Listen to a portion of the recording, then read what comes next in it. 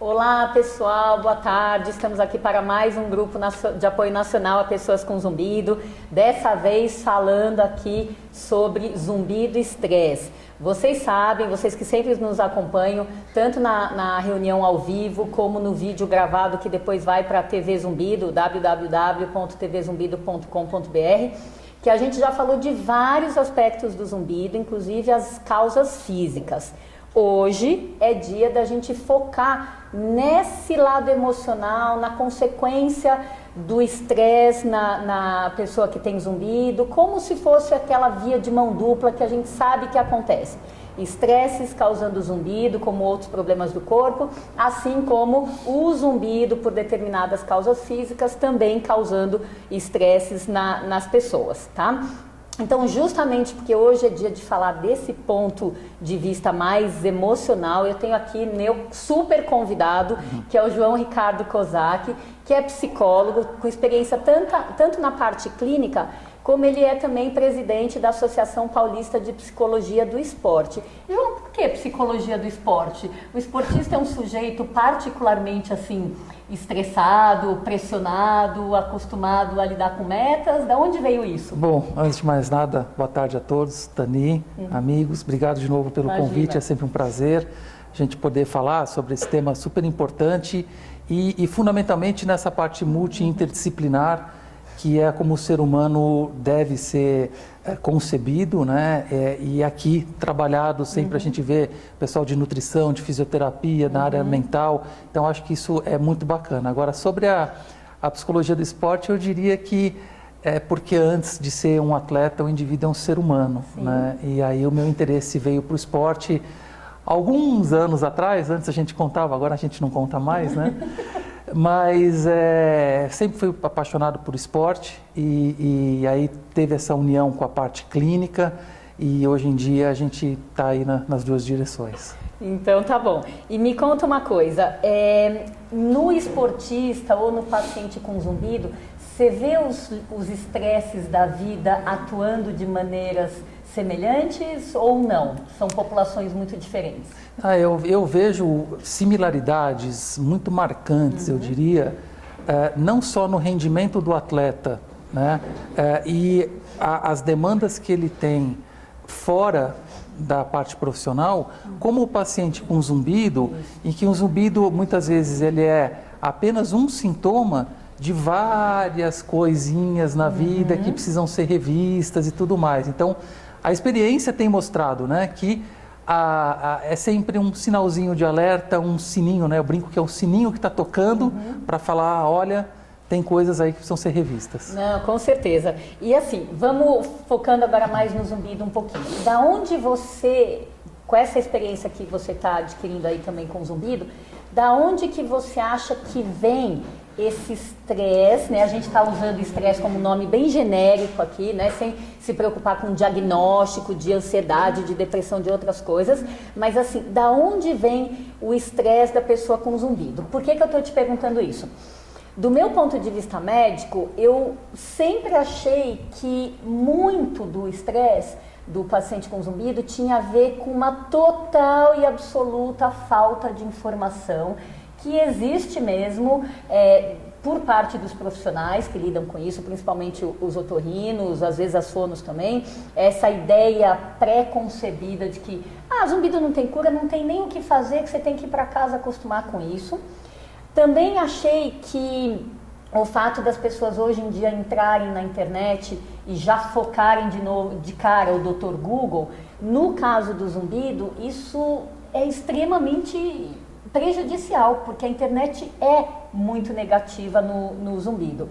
Mas depois, parando para pensar, conversando com outras pessoas, né, da área de psicologia, começou a me dar essa sensação de que alguns perfis de paciente com zumbido, eles reagem mal com zumbido porque está na natureza deles reagir mal com qualquer outra coisa. Seja com dor de cabeça, ou dor de barriga, ou dor nas costas, ou com o jeito que a família lida, ou com o que o chefe, os colegas de trabalho lidam.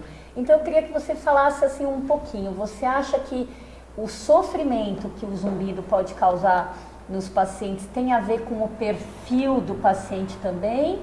ou não? É o zumbido que está fazendo o estrago pura e simplesmente? Olha, Tani, eu vejo essa questão da seguinte forma. Eu acho que o zumbido, ele promove perfis de demandas, né? Eu não diria um perfil psicológico preponderante, mas eu diria demandas muito comuns em pacientes. Então, que demandas são essas?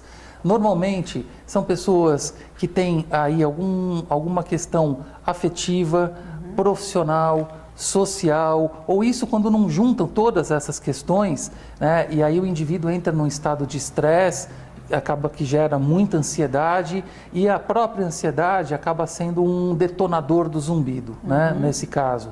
Agora, o interessante e o que a experiência clínica vem mostrando, né, é que depois de um tempo que se começa a trabalhar com o paciente, né, que tem zumbido, a manifestação do zumbido, pouco tempo depois, a palavra zumbido começa a não ser pronunciada em clínica. E isso é muito importante. Claro. Eu acho, esse é um dado que eu acho que é um dado empírico, né? E que o casamento começa a vir em pauta, a relação de insatisfação com o trabalho, com o corpo físico. Quer dizer, aí a gente começa a ter a intervenção de várias áreas da saúde e da cidadania, e da parte da sociedade, da parte da afetividade, que, de alguma forma, compõem o fenômeno do zumbido. Então, eu respondendo, quer dizer, eu não diria que existe um perfil de personalidade de pessoas que podem sofrer ou ter mais ou menos zumbido, mas eu acredito, sim, que existem demandas muito comuns entre esses pacientes que acabam resultando no zumbido. Perfeito. A Marcinha está aqui também, ela talvez até possa me ajudar com algumas ideias médicas que a gente tem. Assim, eu tenho a sensação que dos pacientes que a gente vê que mais sofrem, existe um perfil com mais tendência de perfeccionismo, por exemplo. Então, a pessoa que precisa estar toda certinha o tempo inteiro, ou precisa ter controle das coisas que faz, e ela de repente se vê com um sintoma que não tem o botão de liga e desliga, está totalmente fora do controle, aumenta e diminui quando quer, né? Eu tenho essa sensação de que esse parece ser não que mais tenha zumbido, mas um dos que mais sofrem com o zumbido. Faz todo sentido, né? Tani, essa questão do controle foi muito bem lembrado. Ela é muito corriqueira no trabalho psicológico, e são pessoas que não têm a tranquilidade de estar na vida. Quer dizer, a vida tem que estar na mão delas, elas não conseguem relaxar, o tema do nosso bate-papo, né? Elas não conseguem relaxar, elas não conseguem deixar com que os processos se encaminhem de acordo com o seu próprio tempo, de acordo com o seu próprio caminho. Quer dizer, elas querem controlar, e a gente sabe que nessa vida a gente controla muito pouco as coisas, né? Muito pouco, Maria. Mesmo quando a gente acha que controla. Pois é sempre uma ilusão de controle, né? Com certeza. E aí, normalmente, quando o paciente cai em si de que realmente a gente tem que se haver com a nossa impotência, né, diante de vários momentos, de várias circunstâncias, de várias demandas, aí muitas vezes isso assusta e aí desencadeia um processo psicossomático em que em alguns casos o zumbido acaba aparecendo. Perfeito. Assim, eu sei que você, tanto quanto eu, né, é adepto dessa filosofia da interação total entre corpo e mente, né? Com certeza. A mente mais manda do que o corpo, né? Mas assim, você pensaria, você aceitaria algo do tipo, o corpo fala? Você acha que o corpo fala? Você acha que o zumbido pode ser um grito do corpo em relação a alguma coisa? Você falou aí, é um sinal, é uma campainha, né? Como é que isso está na sua cabeça? Tem algum caso que você tenha visto e que dentro do que você falou, a pessoa vem com a demanda do zumbido, mas depois, em pouco tempo, o zumbido deixa de ser o assunto da demanda da consulta, da terapia, né? Tem algo que você tenha percebido, assim, olha, da onde surgiu esse zumbido? Tem sim, Tani, tem sim. E assim, primeiro na primeira parte da sua questão, a questão da psicossomática, né? que é talvez uma das ciências mais modernas e que já não era sem tempo de conceber o ser humano na parte física e parte mental, e as pessoas que também expandem para a parte espiritual, né? Independente do credo, da religião, mas a espiritualidade, inclusive, enquanto ciência e intercorrência orgânica, né? Acho que é importante a gente juntar também. Agora, essa fusão, eu diria que é uma descarga, né, dos fatores psicológicos no corpo. Para mim fica muito claro que isso acontece em clínica, não só com zumbido, mas a tal da gastrite, da enxaqueca e tal, diversos outros sintomas físicos que tem o tal do sininho ali gongando, olha, está na hora de rever alguma coisa e tal. Quer dizer, tem casos que passaram por mim de pessoas que estavam em um conflito profissional agudo, não aguentavam mais todos os dias acordar às 6h30 da manhã e ficar no trabalho até às 8 horas da noite, e não tinha como sair dessa rotina que estava enlouquecendo a pessoa. Então aí começou a desenvolver, em alguns casos, transtornos de ansiedade, em alguns casos, comportamentos depressivos, e normalmente quando começa a encadear todas essas questões que mobilizam o fator emocional, o fator do bem-estar e do equilíbrio do indivíduo, é aí que o zumbido aparece. Quer dizer, na parte clínica, eu diria que a parte profissional, ela está sempre muito presente em termos de insatisfação.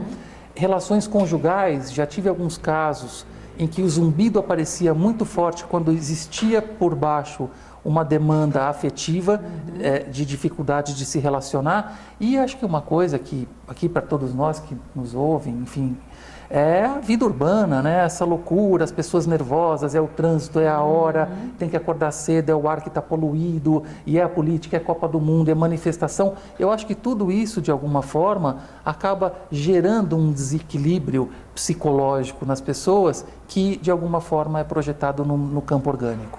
Obrigada, João. A gente está recebendo aqui a pergunta da Raquel, de Dubai, uma psicóloga. Agradecemos muito essa presença aí à distância. Ela está perguntando aqui: existem personalidades com mais probabilidade de zumbido? A gente acabou já respondendo isso, né?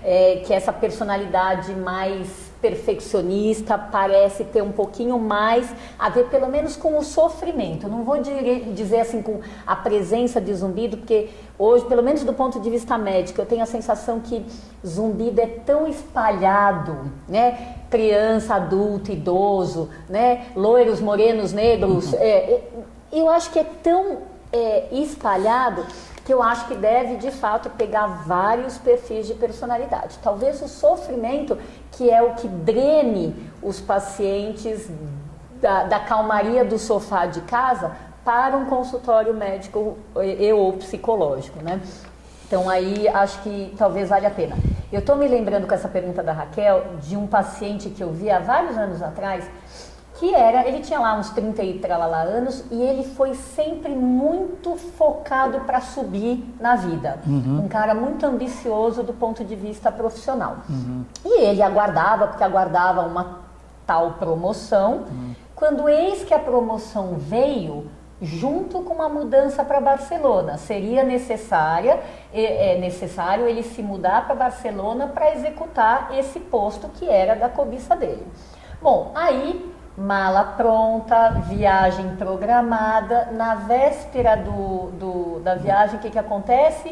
Zumbido súbito e incapacitante. Qual foi a primeira coisa que ele fez? Cancelou. Não vou, né? Não posso ir. Foi esse pensamento. Não posso ir, porque vai que me acontece alguma coisa. Então, assim, eu fico pensando em discutir isso com uma outra psicóloga na época, o quanto determinados medos podem fazer o corpo rachar de alguma maneira. Perfeito.